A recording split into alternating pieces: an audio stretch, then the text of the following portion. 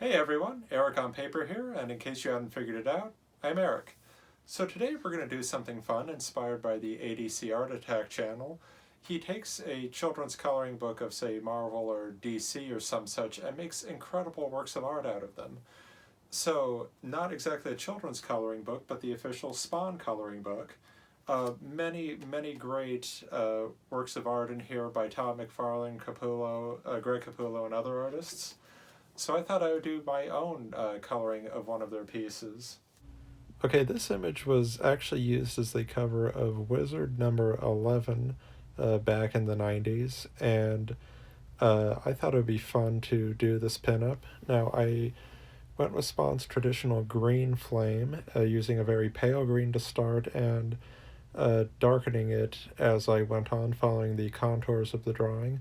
But then I went in with a lighter color to merge it once again, and used green for various highlights on the figure of Spawn. And as you can tell, it's a matter of common sense and realism where the light would fall, and just going in and filling it with a red. Now, this isn't traditional Copic paper, so that's why I cut this piece out of the book to draw. And as you can see, the Copic is a little splotchy in some parts of the felon, but that's okay because it gives a more painterly effect. And then I just go in with increasingly darker reds. It's a kind of back and forth tug of war, getting the shadows and dimensions just right, and trying to follow along with the contours of the cape and wherever shadows would naturally fall. And when you're coloring a piece, pay attention to where the artist and inker have placed the shadows, so you don't contradict them with your own coloring work. And I like the crushed look that the cape has in some places, like along the bit closest to his right leg, so I try to follow along with that. And basically just going in and doing that for the entire cape, and then blending it in with some darker colors, even darker grays. I use a darker cool gray for the shadows, and then I go back in with the same pale red I used to initially fill it in, and use that all to blend it together to give it somewhat more of a realistic look. And here I went back in actually with a lighter yellow, Y000, to give the green more of a life and more of a almost neon glow.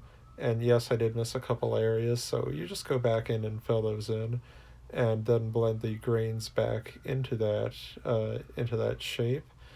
And now, starting on the rest of Spawn's outfit, I was trying to decide on his outfit if I should go for gray or blue, and ultimately decided on blue because it would help him pop out, and I would be using gray for shadow details anyway.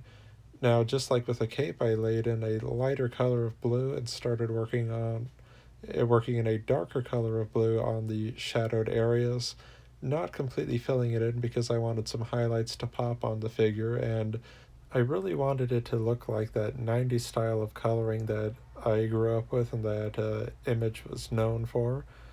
And on the red of his uniform, I'm actually using different reds than I did on the cape. This will help break it up visually, and also provide a greater contrast to the figure, so that the eye doesn't get tired of seeing the same color. Now here I'm going in with darker grays, adding in shadows, and especially in the wider areas, and overall just giving the figure a bit more depth and a bit more life, and going back in and adding even more shadow detail on the cape, and as well as the muscles and any section that would believably be in darkness. And the chains were far too white and were popping considerably, so I had to darken these with varying grays, uh, and trying to give them some more depth and life as well. And Yeah, I noticed that I made some smudging, some things went over the lines. For that, I just use a white gel pen. And after consulting with some people, I decided to go with purple on the background. And but it wasn't quite enough. That purple was starting to run out, so I decided to feather it in. And when I color it, I use a circular motion with all of my detail work. If you just go straight across, you're going to get a definite line, but circles are far more organic.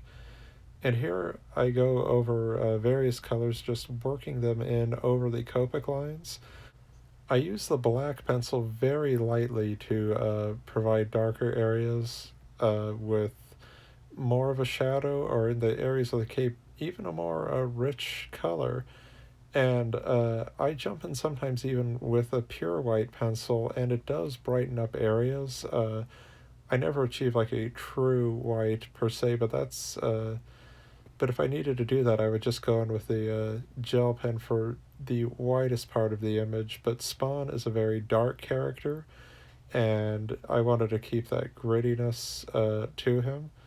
So that's why with the white, I even color over it again with a red pencil, but it just gives it a better shape. And in working in this piece, in this style, uh, you want to be sure that what you're coloring is consistent with the tone and mood that the artist provides. And in this case, it was dark and grim, which is why I have a gradient around him, with the only light source uh, being the green energy from his hand. And coloring his uniform is the same process as the cape, only with blue, just jumping in with various blues and even grays if you want to tone it down somewhat, providing dimension and life to the figure as necessary. Now, the final step, I noticed that the blacks of the page weren't nearly as saturated as the colors, so I just go in with my Copic black marker and recolor those dark areas for a nice final polished look at this Spawn pinup.